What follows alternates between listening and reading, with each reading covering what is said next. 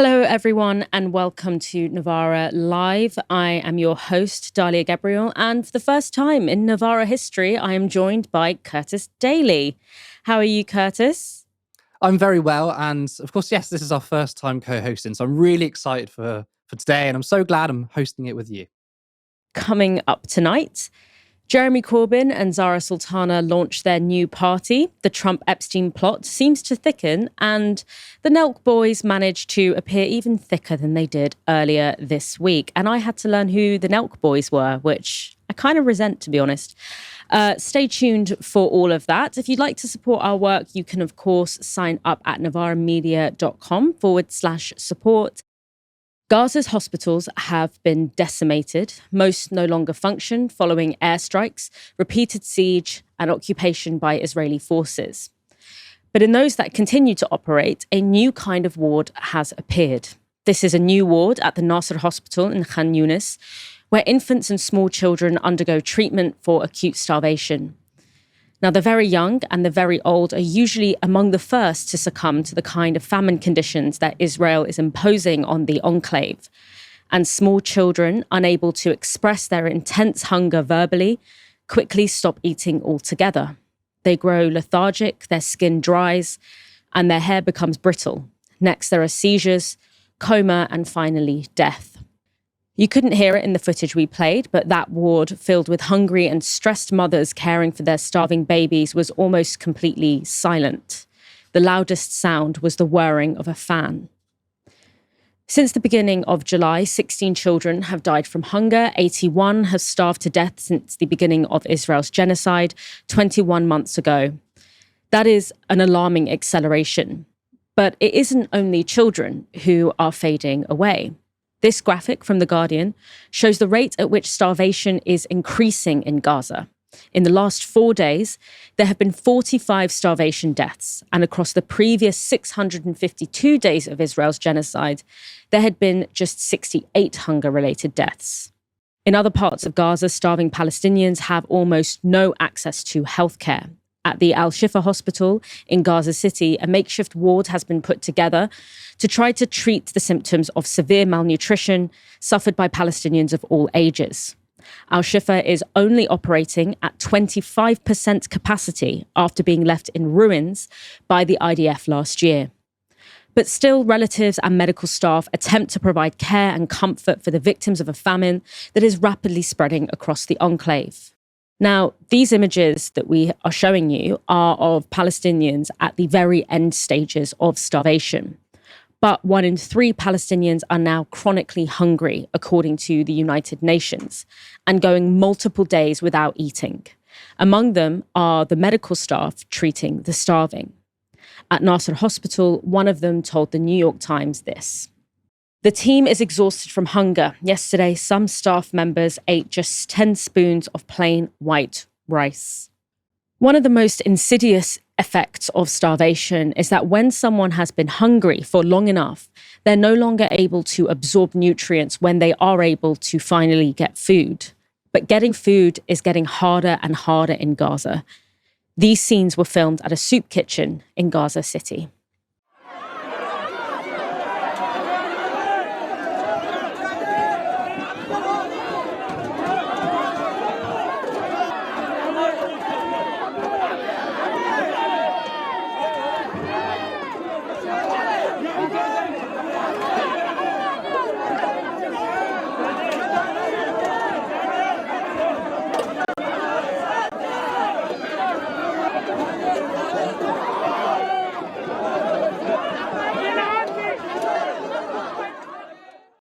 For those listening on the podcast, what we showed there were dozens of desperate Palestinians pressed against a barricade as they pushed through pots and other containers in an attempt to get what appeared to be an incredibly thin soup.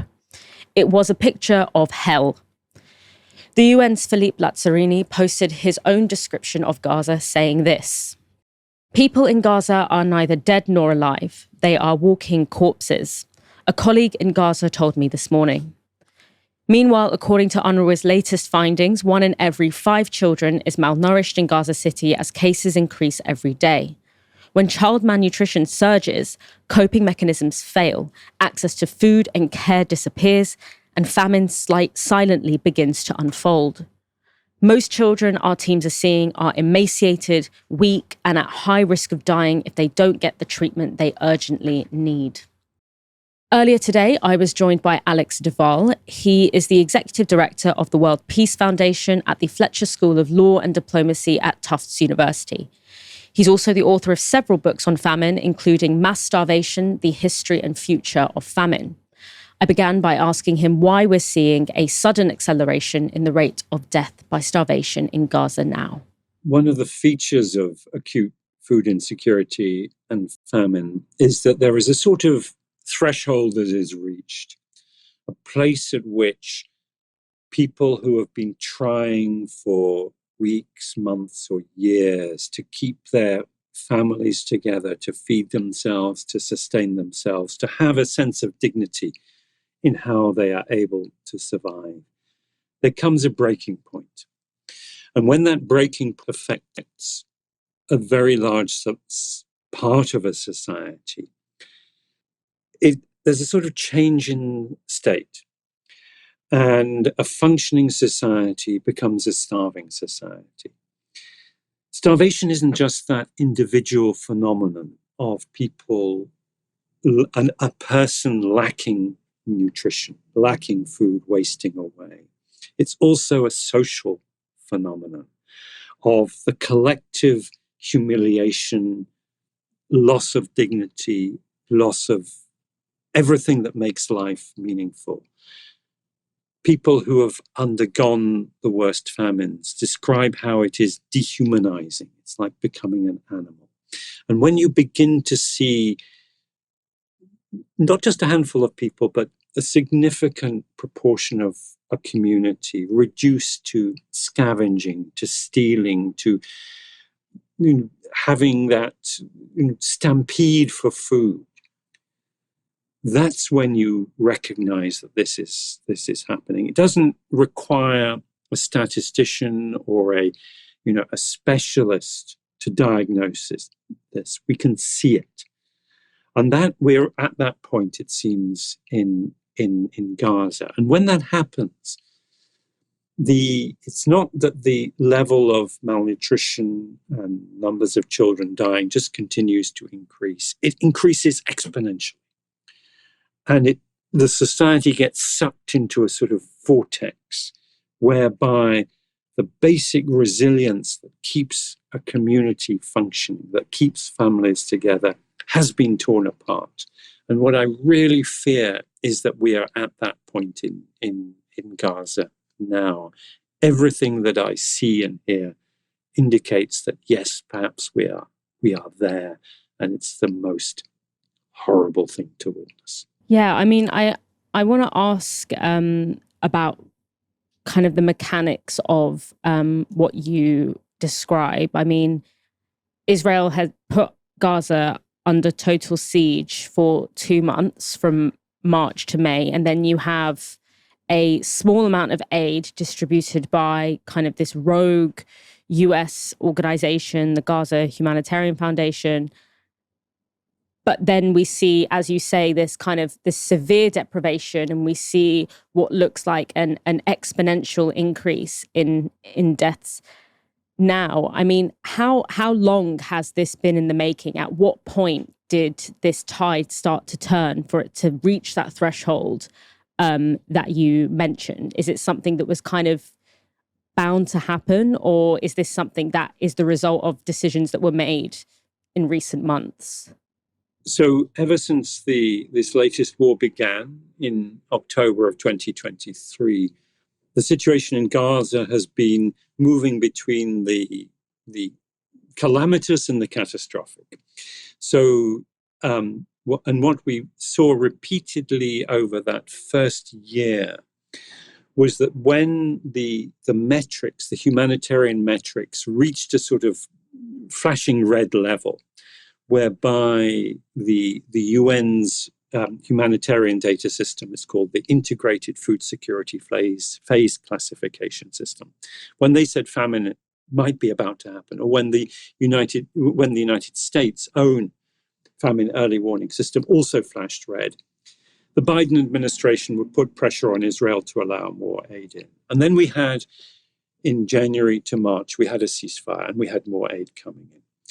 But every time the population in Gaza pushed up against those thresholds, those limits, its own capacity, its own resilience was reduced.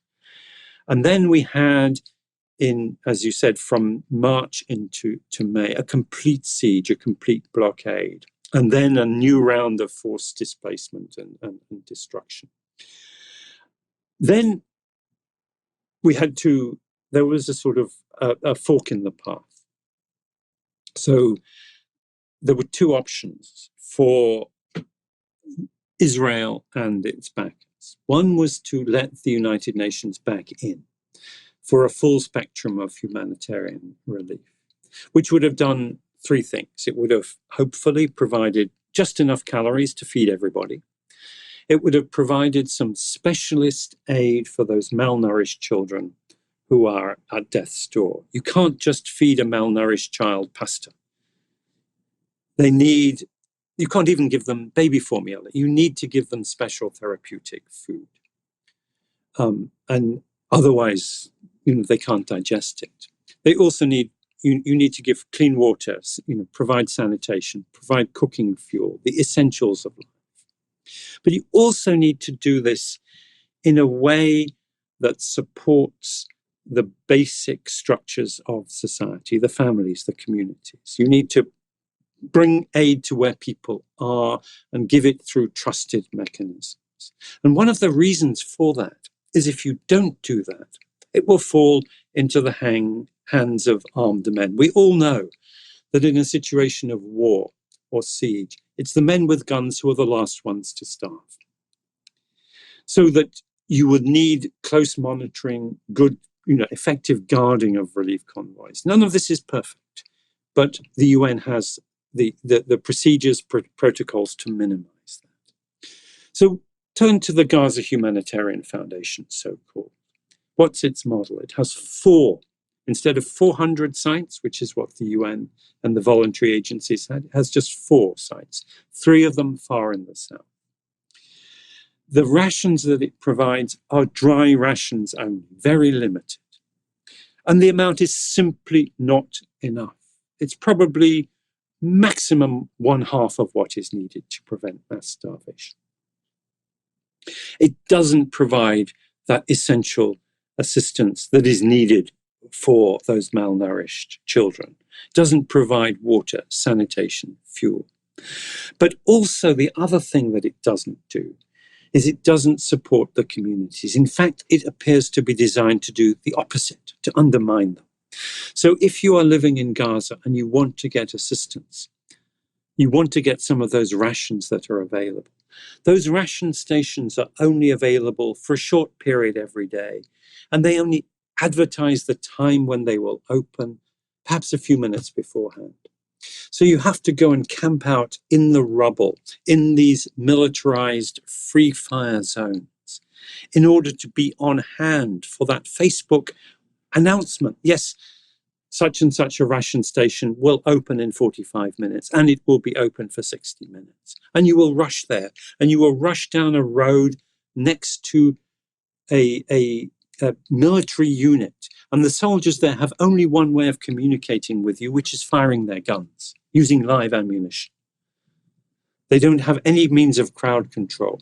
And so regardless of what orders they're under, maybe they are told to shoot to kill, maybe they're told try not to kill, but you use your weapons to make sure the crowd doesn't come too near the military post. People are going to get killed. Yeah, I mean, I've heard or at least seen people saying that, aid workers saying that people in Gaza are saying, I would rather die by airstrike or have my family die by airstrike than have to watch my family die of starvation, which I think really speaks to the trauma that you're speaking about. I mean, Israel is saying, we've talked a little bit about this, that Israel, the US, say they're providing some aid and that humanitarian organizations are refusing to work with them to distribute more aid. What do you make of that? And what do you make of the ways in which Israel is kind of weaponizing this question of aid in order to kind of not sanitize their image, but basically use it as a get out of jail free card when it comes to whether or not they are conducting a genocide? They often say, if we wanted to conduct a genocide, we wouldn't be trying to provide aid. What do you make of this kind of weaponization of aid in this kind of context? So all those who perpetrate famine try and conceal what they're doing. There are many strategies of denial that they use. And there's a very simple strategy of denial, which is you just don't allow anyone to go in and report it. And of course, they've not allowed any foreign journalists in. All the reports are from Palestinian journalists, and they are very, very harrowing. But we have become accustomed in Europe and the United States to having European and American journalists as authority figures reporting. And we haven't had that. And then there's the subtle obfuscation of trying to explain away the figures, trying to say that what you are seeing is not what you think is not how it really is. And there's statistical denialism too. There's the manipulation of statistics to say, or the suppression of statistics to say it's actually different. It's not, you're just seeing a few extreme cases. The wider phenomenon is different. And I think that the informational campaign has been very pervasive, particularly in Israel, and has fed a deep denialism. And I understand why people don't want to confront this, why they want to deny it, why they want to blame Hamas. And there are many things to blame Hamas for. Hamas is guilty of many crimes. It's guilty of all sorts of political recklessness. It is not responsible for this mass starvation that is at Israel's door. But the key point about the modalities of aid is this, which is that starvation is a weapon, but rations can also be a weapon. And the way that the rationing is being organized is weaponized. Now, yes, if Israel wanted to kill everyone in Gaza, it could do so. And it has decided not to do so. But genocide is not the killing of everybody. The threshold for genocide is different. Genocide is the destruction of a group as such. And that can be accomplished without killing everybody. It can become accomplished while keeping people alive. And indeed, in not every concentration camp is a death camp. The British used concentration camps in South Africa and in Malaya, and they kept people alive, or most of the people alive. But it was still a crime. It doesn't prevent it from being criminal.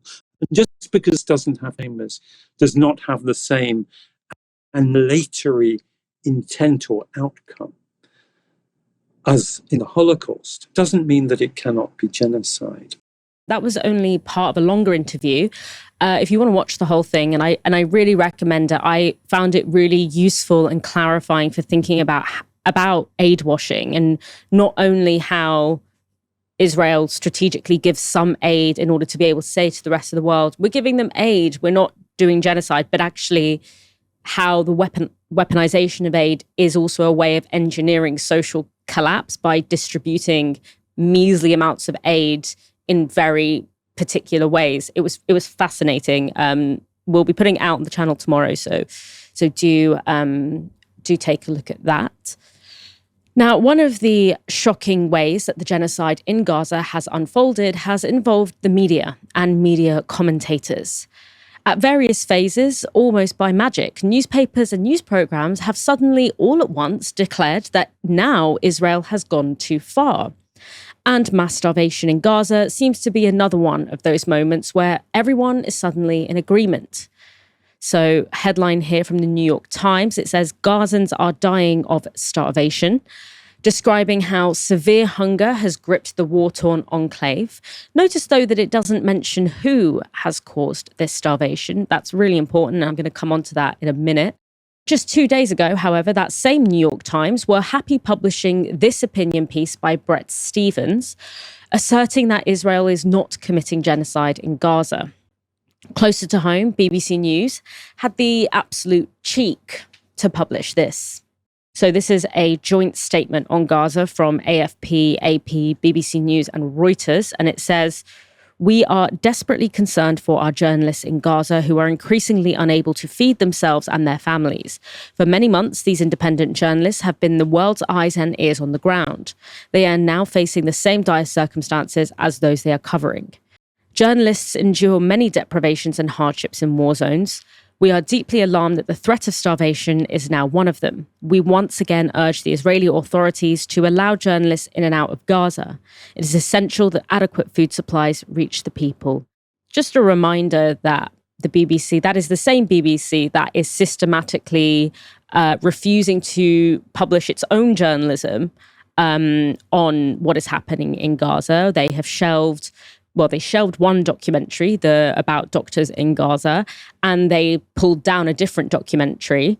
And they also fired one of their most lucrative talents, Gary Lineker, because he had the cheek to tweet about the idea of being horrified by a genocide. So the same BBC, that is publishing a statement like that is complicit in creating the conditions for us to reach to this point. And of course, Israel's attack on journalists didn't begin yesterday, the day before. I mean, Shireen Abu Akleh was murdered in front of our very eyes before October 7th, and it sparked very little in the way of condemnation amongst mainstream journalists. We saw Waal Dahdu have to report on the murder of his entire family. We've seen journalists in Gaza be killed now for over and over again for the past 2 years. So it does beg the question, why now? And I have a couple of theories that, again, I'll come on to later, but let's just get through the kind of frankly quite sickening display of apparent awakening that different figures in the British media are undergoing right now. That includes The Guardian's political editor, Pippa Creer, who hasn't been exactly vocal about the genocide, but yesterday she made this stunning and brave intervention. She tweets this picture, and there is a picture there of a woman in Gaza holding an emaciated child. Meanwhile, Labour peer and political advisor Aisha Hazarika appeared on Good Morning Britain to tell us all that enough is enough. We all agree that what happened on October the 7th was absolutely abhorrent, and Israel has the right to self-defense. But I think you look at what's happening now, and I think war crimes are being committed now. I think the level of starvation, the level of human misery, the number of people who are being killed, and it keeps happening almost every day. Women, children being killed, maimed, made disabled while they're queuing for food or nutrition supplements. It's gone too far now. I really don't understand why it's now gone too far for Aisha Hazarika. All of the things that she lists there as reasons as to why now it's suddenly gone too far has been the case for the past 2 years. And that's not even thinking about the fact that before October 7th, Gaza was under siege. Israel was blockading Gaza by land, by sea, and by air. And so a lot of these mechanisms of restricting aid, restricting movement were already in place. There's been a massive escalation in recent days, but the killing of journalists, the weaponization of aid, the killing of women, the killing of children, the mass killing of people in Gaza, that has been happening now for 2 years. And I really thought that the day that I would see the New York Times, Pippa Creer, BBC, Aisha Hazarika, all these kinds of figures calling Israel out in this way, I really thought that I would feel like vindicated and hopeful. And yet, for some reason, I just feel somehow even more sick. And I think it's because it just really brings home how much of a choice their not only silence, but their smearing of people who have tried to speak out. It's one thing if you refuse to speak out. It's one thing if you refuse to see the gravity, to feel the gravity of what's happened. It's one thing if you can see a woman screaming because she has just lost her child to an airstrike and not see that that is a woman who is mourning her child in the same way that you would mourn your child if something happened to them. Losing a child is catastrophic. It is devastating. It's something that people never recover from. To lose your child from slow starvation or from airstrike in that way is absolutely horrifying. And look, these mainstream journalists have chosen not to see that, not to see those people as human, as themselves. But they've also been deeply complicit in the smearing and the gaslighting of those of us who do feel it. Because actually the majority of us do feel it. You know, when we say, why hasn't anything changed? It's not because people don't care. We care really, really deeply. The majority of people care and feel this very deeply. The majority of people are beside themselves that we seem to have run out of levers of power to pull at to stop this from happening. So the idea that there are people out there who do have power, whether it's state power or media power, which kind of co-create one another, the idea that there are people out there who have power and are choosing not to use it is devastating to me. It truly is so... It rocks me to my very core. And so the fact that that something so simple as Pippa Creer tweeting an image and actually seeming to see the Palestinians in that image as humans for the very first time, it shows how small, it shows how easy it would have been this whole time and how much of a choice it has been to not do that. But on the question of why now, I mean, we can't know what's going on. It's really weird that suddenly all these people who had this like particular line, the line being kind of like studied ignorance and studied stupidity, are now suddenly like all coming out and saying, oh, it's gone too far now. It's suspicious. But I wonder also if it's the fact that because it is starvation and because it is famine rather than airstrikes and weaponry, there is a sense that they can kind of depoliticize it. You can point to the horrors without having to directly point to a perpetrator. Because, you know, when we think about famines are often talked about or they invoke in someone who maybe doesn't know the history of how these things work. They invoke a kind of natural disaster type of paradigm where you think like, oh my gosh, there's a famine, like, it's almost like a natural disaster. What is missing from that is the fact that this is not a famine. And in all instances of where famine has been used as a weapon of colonial occupation, whether it's in Ireland, in India, etc., in all these cases, there isn't famine because there's been a really bad harvest one year or like the weather conditions haven't allowed for food to grow in a particular area. There is an engineered famine, which is a deliberate tool of colonial occupation. But I guess maybe because it's not coming out of the barrel of a gun or coming from a drone that's being flown by a member of the IDF, there's a kind of way of condemning it without having to invoke the actual perpetrator and almost frame it implicitly as like an act of God or an act of nature.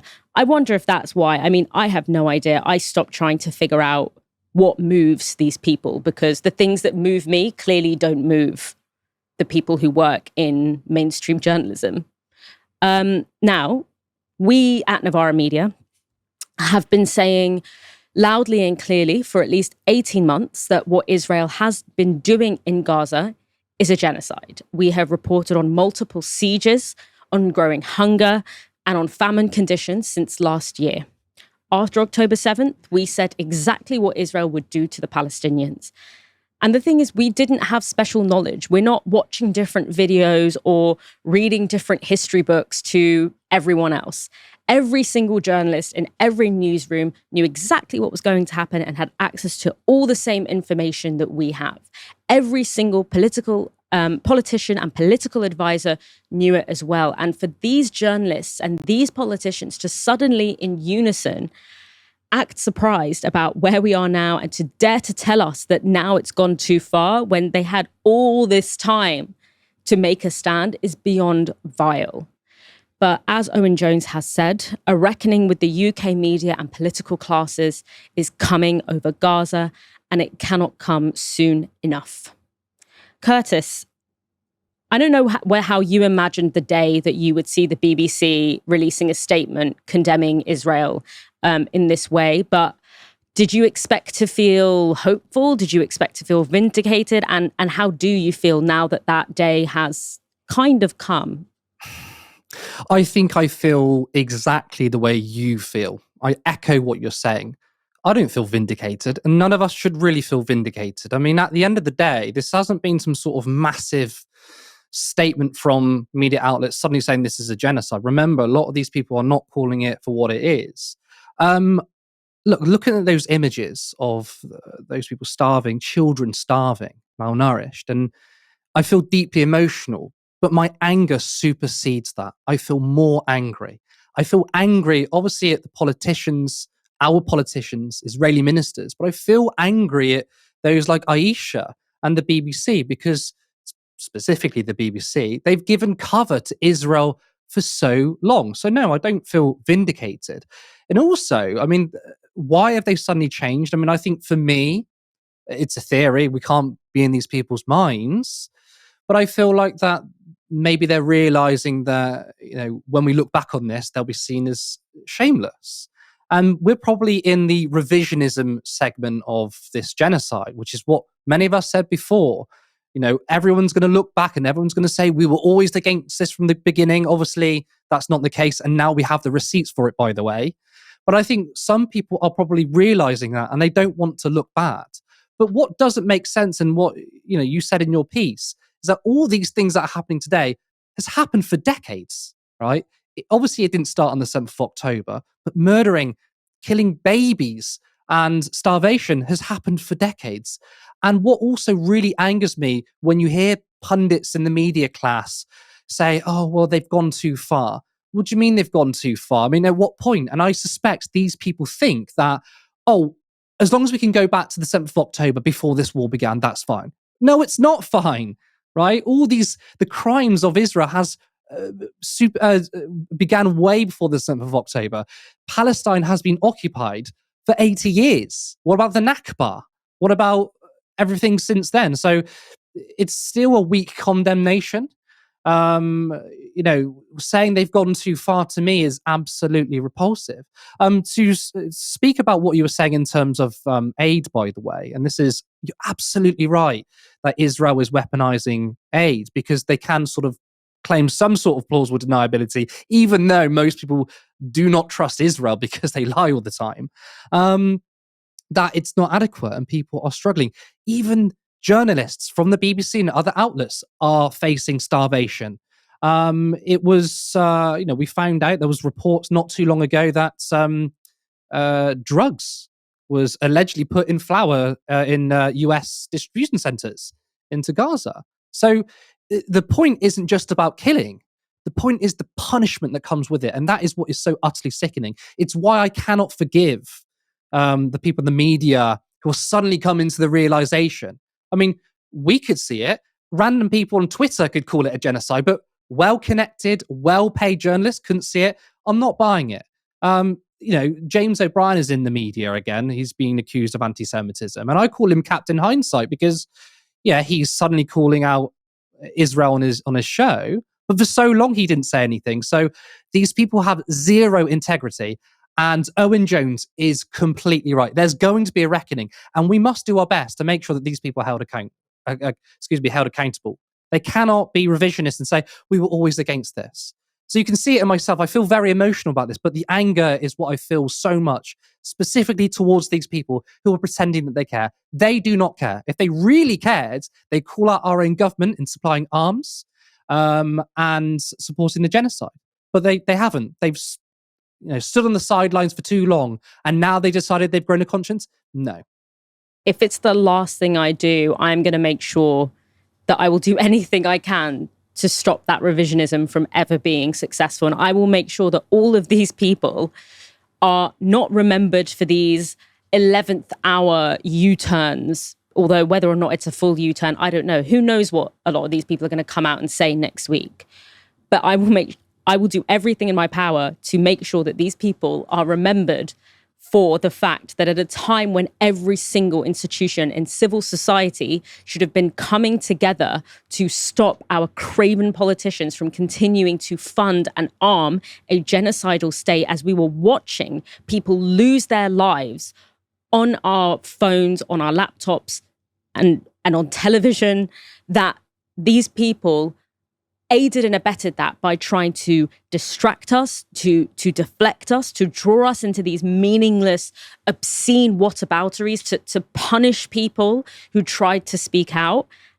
That is what they are going to be remembered for, no matter how much they try and sanitize their legacy. And unfortunately for them, we live in a hyper-digital age. We live in a world with an internet archive. All of this is easily... it's not going to be a legacy that you can run away from that easily with a couple of mealy-mouthed statements. Jeremy Corbyn and Zarah Sultana have finally announced they will be launching a new party. The party was announced in a joint statement published on both Corbyn and Sultana's Twitter feeds. Here's a few snippets from that statement. The system is rigged. The system is rigged when 45 million children live in poverty in the 6th richest country in the world. The system is rigged when this government says there is no money for the poor, but billions for war. We cannot accept these injustices, and neither should you. We will only fix the crises in our society with a mass redistribution of wealth and power. That means taxing the very richest in our society. That means an NHS free from privatisation and bringing energy, water, rail and mail into public ownership. That means investing in a massive council house building programme, and that means standing up to fossil fuel giants putting their profits before our planet. Meanwhile, millions of people are horrified by the government's complicity in crimes against humanity. Now more than ever, we must defend the right to protest against genocide. We believe in the radical idea that all human life has equal value. That is why we will keep demanding an end to all arms sales to Israel, and for the only way to peace, a free and independent Palestine. Our movement is made up of people of all faiths and none. The great dividers want you to think that the problems in our society are caused by migrants and refugees. They're not. They are caused by an economic system that protects the interests of corporations and billionaires. It is ordinary people who create the wealth, and it is ordinary people who have the power to put it back where it belongs. It's time for a new kind of political party, one that is rooted in our communities, trade unions, and social movements, one that builds power in all regions and nations, one that belongs to you. Now, that's all fairly standard, sticks to the main principles I would expect from a Sultana and Corbyn joint political venture. They're talking about poverty, inequality, Palestine, nationalising key industries, solidarity with migrants, council houses, and all that good stuff. The bit that people found a little bit more confusing is the final paragraph when they announced that there will be an inaugural conference where, quote, you will decide the party's direction, the model of leadership, and the policies that are needed to transform society. So they then directed people to a website called yourparty.uk, where people can sign up to attend this inaugural conference and be part of the founding process, which led many, understandably, to report that the name of this new party will be Your Party, given that's the name of the website. So here's the Telegraph. It says, Corbyn launches hard left Your Party to challenge Starmer. We have Politics Joe, who says Jeremy Corbyn and Zarah Sultana have made a joint statement on the foundation of their new political party named Your Party. Turns out, however, that the party is actually not called Your Party, as Sultana has since clarified. Now, I don't want to spend too much time dwelling on this, let's say, comms mishap. I don't think it's particularly useful to do so. But I am quite interested in this founding process and this inaugural conference. So here's Corbyn on Sky News explaining what that might look like. You've announced an inaugural conference. There's some speculation that will happen in the autumn. But yes. When is that? What would that look like? That will be hopefully mid-autumn time, but we haven't fixed the date for that yet. We want obviously to take soundings from those people that are signing up on the website, but also there are many independent groups around the country that in some cases have councillors, other cases they're local political activists, broadly in the same sort of political area. They've all got to be brought on board as well. And so the idea is that we announce this today, we announce the broad framework, a lot of support's coming in, and I'm doing a lot of meetings and events all around the country over the next week or so, and then through August and September, a lot more. And here he is, talking about more concrete electoral strategy plans over the coming year. Looking ahead to next year, will you be standing candidates in the Holyrood or Senate elections next year? We'll certainly be standing candidates in the English local authority elections next year. In many places, there are already independent groups, and we'll be working with all of those. And we'll have an umbrella and a common symbol, and by then a common name, because you or somebody will have come up with the most brilliant name possible. Over Scotland and Wales, we're obviously talking to friends in Scotland and Wales. They will be deciding on their organisation. I believe in the autonomy of the nations, and so they will decide, but I'm very confident there will be an equivalent voice in Wales and an equivalent voice in Scotland. And would you consider doing a deal with the Greens? We will be working with the Greens where we can work with them, and obviously on a deal? Well, let me finish. On environmental issues, obviously agreed. I hope we can agree on international political issues and so on. I know many Greens. We work with that Green group in Parliament. We're not joining with them. We will be obviously cooperating with like-minded groups. The Independent Alliance in Parliament, only 5 of us until Zara joined us, which is now 6, over the past year, we've worked effectively and collectively with the Greens to make sure that we're voting the same way on most of the issues that come up in Parliament. And that's helped to build that alliance which prevented the huge cut in personal independence payments that the government tried to make. And then people might think this is a rerun of a Labour Party under Jeremy Corbyn. How can you convince people that that's not the case? Well, it's going to be a very different structure. The Labour Party is a very top-down, highly centralised party that is full of control freaks who want to control whatever goes on within the party. But you were at the top at that time. You could change that. Yes, I did a great deal to try and change that by establishing community organisers, and during my leadership of the party the membership went up to 600,000, the largest ever in its history. I'd be surprised if it's even a third of that figure now. They refuse to reveal what their membership is.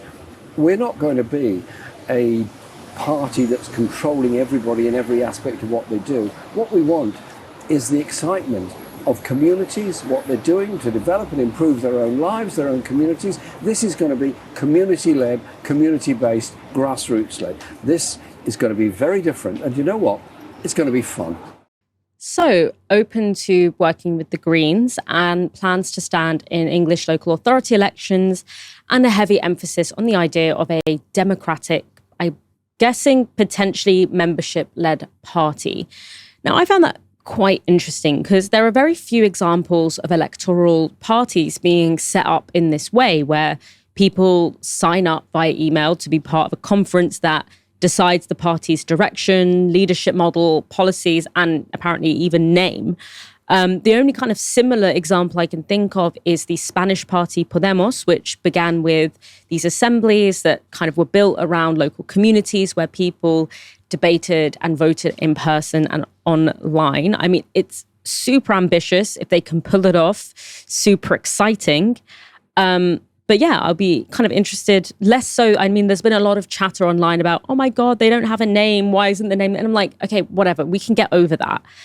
I'm just interested to see what this kind of experiment, I guess, in democracy looks like. Now, in terms of responses to the announcement, we've had some positive responses from other independent and former Labour MPs. Former Welsh Labour MP Beth Winter issued a statement in support of the new party, and the Independent Alliance, which is made up of 4 MPs, not including Zara and Corbyn, also announced that they would be joining the new party as well. We've not heard any official responses from Labour, but Labour outriders have been quick, of course, to demonise the Sultana-Corbyn party. So here we have Paul Mason calling it the Let Nigel Win party earlier this month. And he was referring, of course, the idea that this will split the Labour base vote and make it easier for Reform to win the next election. Now, Of course, Labour have already been paving the way for a reform victory by basically aping their policies, number one, and also doing roundly unpopular things like trying to scrap winter fuel payments and cut disability benefits. And as a result, Reform have been leading Labour in the polls long before this new party was anywhere near a reality. But that doesn't mean that Labour aren't right to be worried that a Corbyn Sultana party could represent a threat to them electorally. This poll from early July, which is an average of data collected by More in Common and Find Out Now, showed that a theoretical Jeremy Corbyn-led party could win 12% of the vote in an election, next to Labour's 19%. And just a week later, those figures had changed, with a Jeremy Corbyn party at level pegging with Labour on 15% each, slightly behind the Tories on 17%. Earlier this week, Sultana and Corbyn appeared on a Zoom conference where Sultana set her ambitions even higher. 10 to 15% in the polls has to be a floor, not a ceiling. We have to be ambitious and aim for 20 to 25% and beyond. All of us will agree on one thing at least, that the Labour Party is dead, and it's time for a mass movement that will take on the billionaire class and the parties that represent them. The Labour Party is dead. Wow, it's strong words. Now, the only consistency in Starmer's Labour so far has been the crackdown on the left. That's what this party is basically a product of. You know, Corbyn and Sultana were in the Labour Party and very much wanted to remain in the Labour Party. They wanted to be part of its identity. They wanted to represent that kind of socialist and anti-imperialist tradition that does exist in the Labour Party and has historically at least. And the reason that they're not in the party anymore, the reason that they are now founding this new party, is because Starmer pushed them out. He suspended them and he made clear that them and those who agree with them are not welcome. So if there is a threat to Labour, and if there is this idea that, oh my God, like by setting up this party, you're splitting the base. It's like, well, they didn't really split the base. You broke that base off and like threw it into fire. And that's why your base doesn't look the same anymore. That's why your base has shrunk. And I don't think you can really blame that base for moving to a new party that doesn't treat them like dirt. That kind of makes sense to me. I mean, it seems like you just wanted socialists, anti-imperialists, people on the left of the Labour Party who have always existed. It seems like you just wanted them to like disappear from the entire British political scene. And you can't, as much as you might want that, you can't do that. Those people are going to have to go somewhere. And it was only not going to, it's going to be a matter of time before someone sets something up that they would then go to. I mean, Curtis, what do you think about, I mean, I'm not going to okay, I'll ask you about the kind of the launch, you know, the democratic process that they're kind of outlining. And do you think that it has a potential to kind of do for the left what, let's say, Reform have done within the Conservative Party? So due to the Labour Party, let's say, what Reform and Nigel Farage have done to the Conservative Party? Well, a lot of people are trying to compare this to Reform and say, is this the left-wing version? We hear it either with this new party, or some people have been saying that about Zach Polansky. Is he the antidote? And I think to say about this party, I don't think it's anything like Reform in terms of like a left-wing version, because Reform is just a splinter group from the Conservative Party, whereas this looks like a new, essentially quite exciting democratic party. You know, for me, let's talk about the elephant in the room, right? The Green Party. And of course, the Greens are doing very well. They've quadrupled their seats. They're on 4 MPs. They've got 800 councillors. And Zach Polansky, who's using his sort of eco-populist to try and get him to the leadership position, which I think he has a good chance of becoming leader, by the way, then people are wondering, well, who do I vote for? Isn't this vote splitting? And I always said, well, look, this new party has to offer something different. It can't just be, we're going to be the same policies as the Greens or the 2017 manifesto and just have Jeremy Corbyn lead it, because what would be the difference? But I think we know what the difference is. And you explained that no party has really done this apart from Podemos in Spain, that this is a fully fledged democratic party built from the ground up. I, of course, don't really want to spend too much time on the name and what happened there. But I will say is, I personally didn't think that was the name. I thought it was quite obvious, but I don't know, maybe that's just me. But you can't have the benefit of the doubt doesn't work in the UK politics, or there is no benefit of the doubt. So if there's any room for ambivalence, the media is going to pick up on it. In a way, actually, it's almost kind of genius. I mean, whether they meant it or not, the media is talking about the name of the party. There's mass speculation, and they're getting a lot of media coverage. So this is only going to be good for them. But I'm very interested in what the structures of this is going to be. Now, in terms of whether people feel stuck between this new potential part or this new party and the Greens, I think this is actually a very good thing. I think the left needs to occupy many political spaces, and there needs to be a diverse and left-wing voices. No longer should we be shackled to that, which Zarah Sultana correctly says, the dead Labour Party. It is completely dead, by the way. And maybe this is something new. We need sort of a plurality of voices. So it remains to be seen what's going to become of this. One potential criticism could be, well, the rise of Reform has been very, very quick, right? They went from 2, 3, 4% in the polls to leading in the polls in 18 months.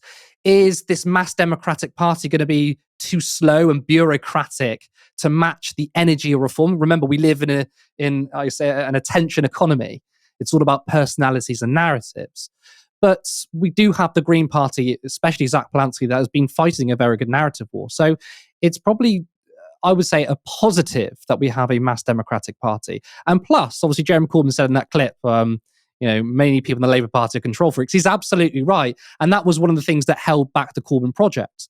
One of the things that I felt like was sort of the beginning of the end of the Corbyn project was that open selection was never passed. Now, of course, yes, that is partly to blame of the leadership, but it's not like he didn't have any hurdles. This time, it's going to be a completely fresh party with no political machine that's tied to the establishment that's going to be against Jeremy Corbyn, Zarah Sultana, or anyone else. Is going to be completely member-led. It could be called the Green Party. It could be called your party. I don't care what. I mean, I should care because form does matter. But I'm also look, the centre is collapsing. The right have their response, a very well-oiled machine, a very well-funded machine. We need just something. Let's just start somewhere and then figure it out. I think this kind of sitting and waiting to come up with the absolute perfect formula before we can step out there. I just don't think we have the time. I wish we did, and I wish I'm really excited by this deliberative democratic process, and I don't necessarily think that has to come at the expense of momentum. I've always said momentum, small m, not capital M momentum. I'm not talking about the Labour Party parallel organisation. I don't think that this kind of democratic process has to be demobilising or slow. It can be deeply energising depending on how it's done. And I've always said, look, what the right have the levers of institutional power, the right have money, the right have access to power in a way that people who, and organisations that genuinely threaten the status quo will never have. As much as the media have tried to position Nigel Farage as some kind of outrider, as some kind of outsider, I mean, he's one of the most invited on politicians of my lifetime. I've never seen anyone other than an actual prime minister shoved so excessively down our throats. And this was before he ever won political office. So the fact that he has this kind of proximity to power means he's able to build that power and use that power in a different way. And maybe the left, the model for an alternative left has to be different, and it has to stake people in a different way, because it can't just riff off headlines, and it can't just use the fact that there's always a seat for them at every major news station. I'm looking forward to seeing how it goes. I'm just glad that someone has done something, for goodness sake. This kind of waiting around and just waiting for someone to do something was really kind of driving me up the wall, because time is ticking. The climate crisis is coming. We got to get our asses in gear. The Epstein files are looking increasingly likely to make a major dent in Donald Trump's presidency. Back in February, US Attorney General Pam Bondi, appeared on Fox News where she was asked about the files of convicted sex offender and now dead Jeffrey Epstein. The DOJ may be releasing the list of Jeffrey Epstein's clients? Will that really happen? It's sitting on my desk right now to review. That's been a directive by President Trump. Now, many in Trump's MAGA base took that to mean that Bondi would soon reveal the Epstein client list. That's a purported list that is said to hold the names of the clients that Epstein and accomplice Ghislaine Maxwell trafficked underage girls to, and which they potentially used to blackmail high-profile figures. But earlier this month, the US Justice Department said they'd found no client list and that they wouldn't be releasing any further Epstein files. And that made MAGA very, very angry, with former Trump supporters speculating that the president's name was on the list. And while there's no evidence that that's true, Trump and Epstein did have a relationship, though the president claimed in 2019 that he hadn't spoken to Epstein for at least 15 years. But in 2010, Epstein was questioned under oath in a deposition by a lawyer representing one of his underage victims. During the interview, he was asked about Trump. Have you ever had a personal relationship with Donald Trump? What do you mean by personal relationships? Have you socialized with him? Yes, sir. Yes? Yes, sir. Have you ever socialized with Donald Trump in the presence of females under the age of 18? Though I'd like to answer that question, at least today, I'm going to have to assert my 5th, 6th, and 14th Amendment rights, sir. Now, the Fifth Amendment enshrines the right not to incriminate oneself. The 6th is about the right to legal counsel, amongst other things. And the 14th involves the right to due process. Last week, the Wall Street Journal reported this. Jeffrey Epstein's friends sent him bawdy letters for a 50th birthday album. One was from Donald Trump. Reporters at the Wall Street Journal have seen the letter, written in 2003, just 3 years before allegations about Epstein's sexual abuse of young girls became public. And about a year before Trump said he stopped speaking to Epstein, they describe it like this. The letter bearing Trump's name, which was reviewed by the Journal, is bawdy, like others in the album. It contains several lines of typewritten text framed by the outline of a naked woman, which appears to be hand-drawn with a heavy marker. A pair of small arcs denote the woman's breasts, and the future president's signature is a squiggly Donald below her waist, mimicking pubic hair. The letter concludes, "Happy birthday, and may every day be another wonderful secret." Doesn't look good, does it? In an interview before the Journal published the article, Trump said this. "This is not me. This is a fake thing. It's a fake Wall Street Journal story. I never wrote a picture in my life. I don't draw pictures of women. It's not my language. It's not my words. I'm going to sue the Wall Street Journal just like I sued everyone else." Trump has since made good on that threat, suing the Wall Street Journal's publishers. He also barred the paper's journalists from White House press briefings. And now the Wall Street Journal has a new revelation about the Epstein files, now sealed by the Department of Justice. The Justice Department told Trump in May that his name is among many in the Epstein files, and Pam Bondi also told him that the department wouldn't release any more documents because of the presence of child pornography and the need to protect victims. This journal reposts this. In May, Bondi and her deputy informed the president at a meeting in the White House that his name was in the Epstein files, the official said. Many other high-profile figures were also named, Trump was told. Being mentioned in the records isn't a sign of wrongdoing. The official said it was a routine briefing that covered a number of topics and that Trump's appearance in the document wasn't the focus. They told the president at the meeting that the files contained what officials felt was unverified hearsay about many people, including Trump, who had socialized with Epstein in the past, some of the officials had said. One of the officials familiar with the documents said they contained hundreds of other names. Now, that contradicts something that Trump said to a reporter last week in response to a question about Bondi and the Epstein files. Specifically, did she tell you at all that your name appeared in the No, she's given us just a very quick briefing, and in terms of the credibility of the different things that they've seen. And I would say that, these files were made up by Comey They were made up by Obama. They were made up by the Biden. We went through years of that with the Russia hoax, with all of the different things that we had to go through. We've gone through years of it. So that kind of, appears to be deflection, blaming former President Barack Obama and other Democrats for a conspiracy. And that was something that Trump did earlier this week in response to another question about Epstein. And yesterday, Trump's director of national intelligence took the stage at the White House to argue that Obama had orchestrated a conspiracy over the so-called Russiagate accusations of the 2016 presidential campaign. I also want to add there that Donald Trump is kind of started his political career in earnest by trying to spread the conspiracy that Barack Obama was not American, that he was not an American citizen, the birther movement, as it was called. So it's funny that now he's saying, well, you're starting conspiracies about me, when really what they're kind of talking about is something that his own Department of Justice has said is true, which is that his name appears in the Epstein files. So if Trump and his team had hoped that that would take the Epstein heat off the president, it hasn't worked. And that's partly because the Republican Party in Washington appears to be closing ranks around the president.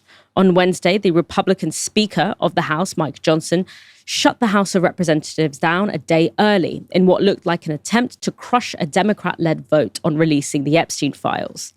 The House is now in recess until September.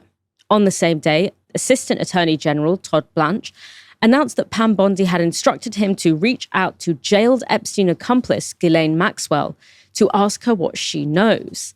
That led many in Trump's base, as well as many of his opponents, to speculate that the president might offer her a pardon in exchange for her silence. Maxwell's lawyers have now confirmed that they're in touch with the Trump administration.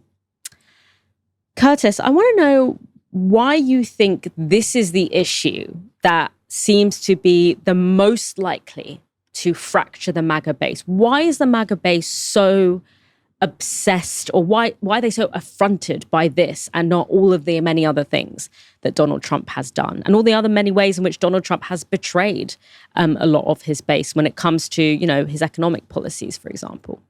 It's a very good question. And you're absolutely right. There's been so many things that Donald Trump is U-turned on, or rather gone against his base. And largely because it's true, MAGA is a cult. They've gone along with the gravy train. I mean, remember when, before the election, we had people saying, oh, this is going to be the peaceful president. Vote for Donald Trump and J.D. Vance. Don't vote for the Democrats. They're pro-war. They're hawkish. People like Charlie Kirk were saying that. And then Trump bombs Iran. And of course, he's absolutely hawkish. Even when you look back at his 2016 presidency, he's a very hawkish person, right? His foreign policy is complete and utterly establishment. And they stood by him. Now, the question obviously you've asked is, why haven't they stood by him on this? I mean, first of all, optically, it's really, really bad. I mean, there's no way you could look good in this. And I'm so glad that finally people are looking at Trump thinking, oh my God, this is absolutely disgusting. I mean, they're starting to see Trump for who he is. Like, we have seen him for years, all right? So why is MAGA sort of stuck to this? Well, the reason why MAGA and people on the right wing and far right are obsessed with the Epstein files is, in my view, not because they really care about the victims. It's because they believe that there was a paedophile ring amongst the Democratic establishment. And of course, there are issues with paedophile rings in the halls of power. We know that, right? But for these people, they truly believe that Hillary Clinton had a grooming gag or whatever it was at Pizza Hut or whatever the restaurant they said it was. These crazy conspiracies. So they really wanted the Epstein files to be released, so it implicated Democratic politicians like Hillary Clinton, like Bill Clinton, like Obama. Now, of course, for those of us who actually care about the victims, we don't care who's on that list. They should release it, whether it's Trump, whether it's Bill Clinton, right? There's, when it comes to protecting underage people or anyone from grooming and sexual abuse, right? This transcends political borders, absolutely. But not for MAGA. So that's why it's been so important for them to get him to release this. And the fact that Donald Trump isn't doing that, we know what that means. I mean, it's so funny how he said he's not been in contact with Epstein 15 years ago. And that video clip you played was from 2010. I mean, I guess you could say he's technically correct. but they were friends for like 10 years. So there's too much coincidence. There's too many photos and videos of them two together. Donald Trump is a creep, disgusting human being. And we wish people on the right wing who voted for Trump could see this, but it's taken this point that they have. And it's even more egregious that you've got Republican politicians trying to shut down a bill because they're worried that it's going to implicate Trump. Just the optics of this looks so bad. And I don't see how Trump can really get away from this. I mean, of course, he has the big donors. He has the support from the establishment. There's enough MAGA people out there who will still continue to support him. I don't think he's going to be sort of removed from office or anything like that. But I do think it's going to be the case of what happened in 2016, where, you know, Donald Trump wasn't particularly popular in 2016 because people realized what far right and, dare I say, fascist politics looks like, and no one likes it. And then obviously when Joe Biden became president, people kind of forgot, right? Now people remember what America is like under Donald Trump, and people are not liking it. The MAGA coalition brings together a lot of, it's a motley crew. It brings together, it's a lot of like incoherent politics together. There's a lot of contradictions, and it's all really been tied together by this idea that Trump is that a lot of them believe that Trump is the man who's coming to save them. You know, some people literally believe that he's like sent from God. But there is this kind of like real belief in like the integrity, actually. I think a lot of them see Trump as someone who is willing to speak the truth, who's willing to say it like it is, who has integrity. And if that collapses in their eyes, I mean, most of us didn't see it to begin with. Most right-minded people didn't see it like that to begin with. But if that concept collapses in the eyes of MAGA, or becomes compromised in the eyes of MAGA, it's interesting. The MAGA coalition might not be able to stay together because there was very little else other than just pure racism that was holding them together. So it'll be kind of interesting to see, I guess, where that ends up. On Tuesday, we covered the frankly embarrassingly cozy interview of Israeli Prime Minister Benjamin Netanyahu, conducted by Manosphere YouTubers, the Nelk Boys. Here's a clip to jog your memory. Why do they say Israel's like starving the people of Gaza? Well, because we're trying to get the food in, and we let food trucks in, and guess what happens when we let them in? Hamas steals the food, takes the good chunk for itself, then sells at inflated prices. They jack up the prices, and then they sell the food to its population, to its hungry population, if they give them at all, and then use the money that they take from their own people to recruit more killers into their terror machine. That's what happens. Why are more Palestinians not siding with Israel against Hamas then? Well, up to now, they've been terrorized, but guess what's happened? Since we're beating Hamas, all of a sudden we see Palestinians rising. You have to see this to believe this, okay? And they say to Hamas, hey, you're not coming into my building. You know, you can't use my school or this hospital as your command post. We're not letting you. And they start fighting them. Now we have actually armed conflict between Palestinians and terrorists. It was unimaginable a year and a half ago. But now there are Palestinians who rise up. And, you know, the more the better, because we can create a different future for Gaza. And we should also do something very simple that President Trump said, and it was brilliant. So that's my idea. That's how he cuts to the chase. He says, you know, at the end of this war, the people of Gaza should have the choice. If they want to leave for other countries, they want a freedom of choice. Why are they locked in? Hell, we're not locking them in. Anybody could leave, but Hamas is locking them in. Suppose they want to leave. They want to go to another country, okay? Why shouldn't they have the freedom of choice to do that?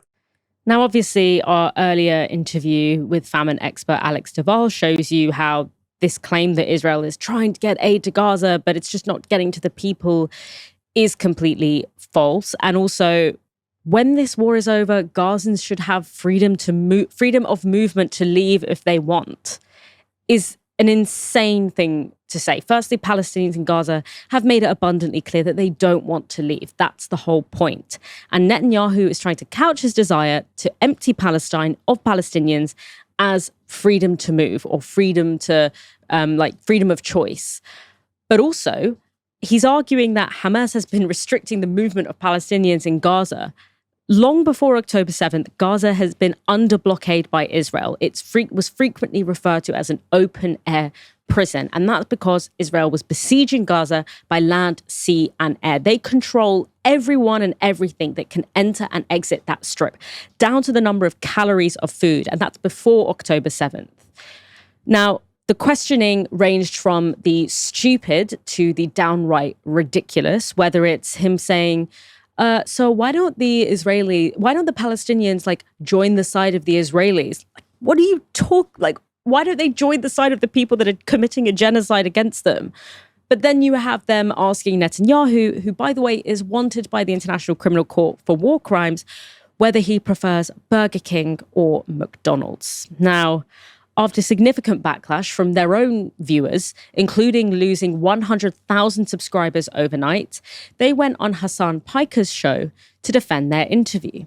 Would you be neutral with bin Laden in the same way that you're like a neutral podcast? I think we would do our best to ask him tough questions. Okay. All right. I think What there's about a sense ISIS? of understanding too, right? Well, What Hassan, I think what there's- about Adolf Hitler? I think we'd always kind of play the neutral role. You would play a honest, and neutral just- role interviewing Adolf Hitler. I don't think that's the case. I think you're just saying that right now because you want to.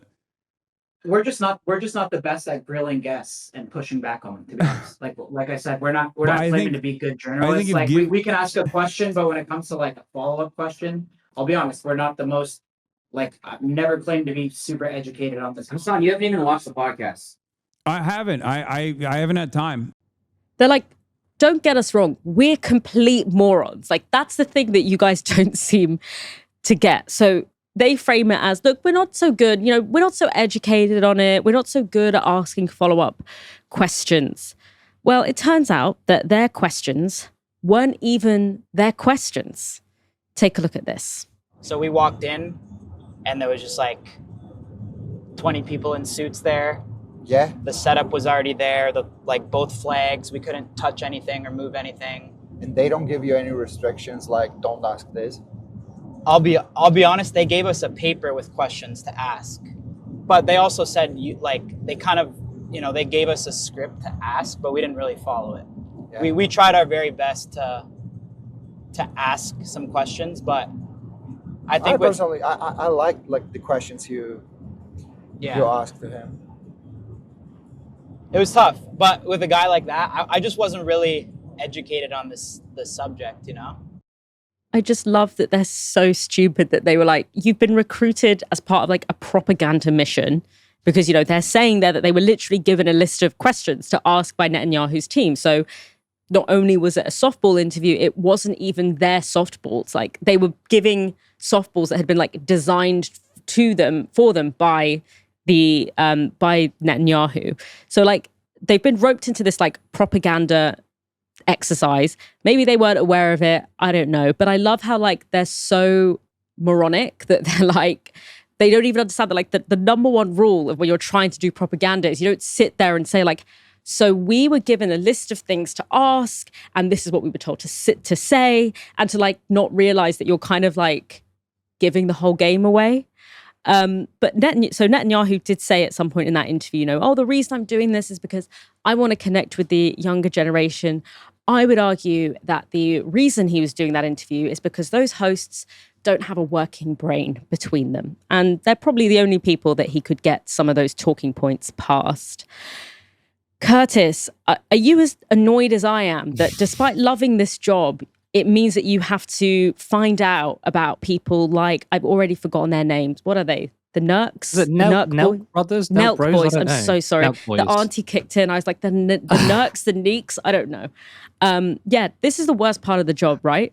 Well, Dalia, I didn't know who the Nelks guys were before yesterday anyway, so don't worry about it. Look, I think this is when we start saying we need to really increase the costs of podcast equipment. Although thinking about that, those guys got far more money than I have. So actually, I'd be without. Having said that, there are far too many podcasts out there which are just utter slop content. It's embarrassing to watch. Look, I'm impartial to some podcasts, by the way, but I think they should always be interesting conversations, be it politics or not politics. But something like that is absolutely horrendous. I mean, before I get into the Nelks, I really, really want to comment on what Netanyahu said about aid, about saying, well, Hamas are taking all the aid and they're stealing it and selling it back to them. My question is, why is there aid in the first place? Right? It's there because of you guys, because you've destroyed all the infrastructure. You've murdered so many people. You've flattened Gaza. There wouldn't be aid without you. They could become a functioning society, but you have done that. Look, this is obviously a massive propaganda piece. And I actually didn't know until you just showed that clip that they were handed questions to them. Now, I think you're almost being a bit too kind here, Dalia, because I don't think they're just naive. At the end of the day, your average person who wants to conduct an interview and the person who you're supposed to be interviewing, who also is a massive political figure during a genocide, right, offers you a paper with questions. You have to stick to the script. Like, anyone would be like, I'm not doing that. Like, I'm pretty small time, but if I managed to bag an interview of Keir Starmer and want to grill him, if him and his team turned around and said, okay, here's the script, I'd say, do one. I'm not going to lose my integrity for it. So I don't think it's just them being stupid and silly. Very interesting to see that they went on Hassan Piker as well. I mean, he absolutely grilled them. And it's true, though. I mean, he said, look, if Hitler was in front of you, would you ask tame questions? And obviously they were just saying, well, we would be neutral, but they're just trying to save their skin. The clip where the guy said, look, I don't really know about these politics or anything about the conflicts, then why are you interviewing him, right? Just don't do it. I mean, if you're the type of podcast entertainment thing where you just talk about slop content, then just stick to that. But if you're no good at follow-up questions and you're no good at grilling people, then don't interview people. But it's just a grift. It's a clear grift. And of course, Netanyahu does not care about trying to reach the younger generation. It's another propaganda piece, which is funny because the mainstream media has largely been covering for Israel up until recently. Obviously, the first segment of this show, we talked about how the media is starting to change a little bit. Doesn't matter for Israel and Netanyahu. They could just go on a bunch of idiots podcasts and start pushing out pro-Israel propaganda. It was truly pathetic, but to hear that they lost 100,000 subscribers overnight, that is bliss. I'm here for it. I love the idea that, like, when they got that list of questions, they were like, I love it. Like, when I kind of like try to reconstruct in my brain, I like imagine that like they come to this interview, they're kind of nervous because like they don't really know what's going on. They don't really know what they're doing. And then they get this like list of questions like, oh my God, thank you guys. Like, thank you guys for helping us out by like doing all the research and writing all the questions for us. Like you've done us such a solid. But yeah, I mean, this is what happens when, because these guys apparently, they have a prank YouTube show. So like a YouTube show dedicated to pranking people, which actually, to be fair, this does kind of fit in the genre of, in a weird way. But I guess it's like, you know, on the internet, all attention can be monetized. When it comes to monetizing attention, good and bad is not the point. It's about just numbers. And to be fair, I mean, it actually did lose them quite a lot of numbers, but it also gave them notoriety that they might not have had before. I mean, I've heard of them, which I'm sure I've now heard of them, which I hadn't heard of them before. And I'm sure that, you know, they'll consider that a very considerable victory and worth all of the backlash from their own viewers. Before we leave, I have 2 super chats, both £20 each, which is very generous. We have Neil Armitage, who gave us 20 quid, said, for caring so much, Dalia. Thank you. That £20 is going to go to one of the very few media platforms that are for people who do care. So thank you very much for that.